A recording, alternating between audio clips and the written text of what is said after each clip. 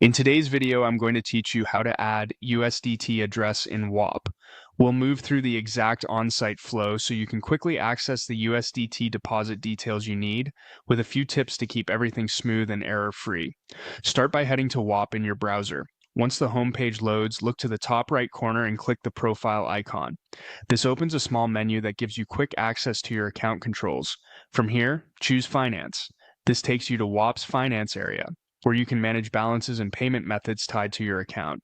On the Finance page, click Add Money. You're not committing funds yet. You're simply opening the funding options so you can view the crypto deposit details you'll use for USDT. You'll see a Pay With section that lists available methods. In that section, select Crypto. Choosing Crypto tells Whop you want to fund through a blockchain transfer rather than a card or bank method, and it will generate the deposit information you'll use in your wallet. When the crypto deposit screen appears, you'll see a QR code.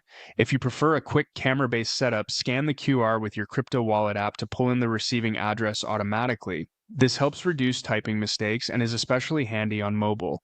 Always make sure the network in your wallet matches the network supported on this screen before you proceed, as sending on the wrong network can result in lost funds.